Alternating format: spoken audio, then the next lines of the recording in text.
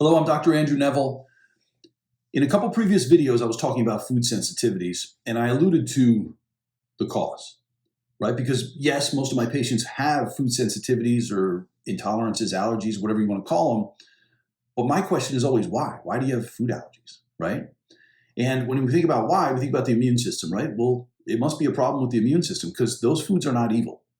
There's nothing wrong with dairy, right? There's not, wheat or gluten or eggs. Like there's nothing evil about these foods. They're not out to kill you like the immune system should be detecting, bacteria and viruses, things like that, right?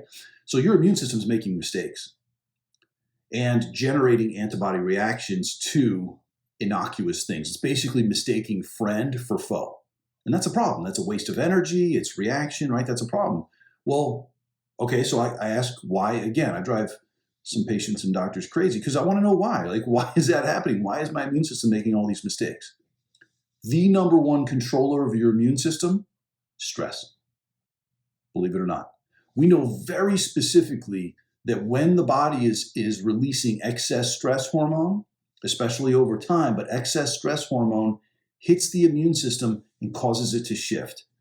One of the results, just one of the abnormal results of that shift, is an increase in antibody production and a decrease in this regulatory part of your immune system that detects mistakes and wipes them out.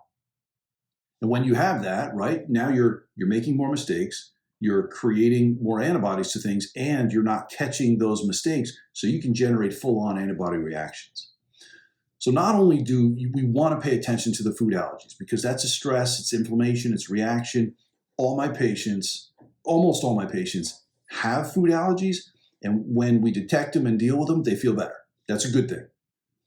But in order to be able to get these foods back into your diet, you want to be able to fix the underlying cause, because the food allergies, that's only kind of the tip of the iceberg, right? There's an immune system problem, but to get to the immune system problem, you got to fix the stress problem. And whether we call that adrenal fatigue or, the most accurate name is that it's a dysfunction with your stress response system itself as a whole. You fix that, your immune system starts to balance out. Now, in time, you can get these foods back into your diet. I will give you one caveat. I find that most doctors don't eliminate long enough.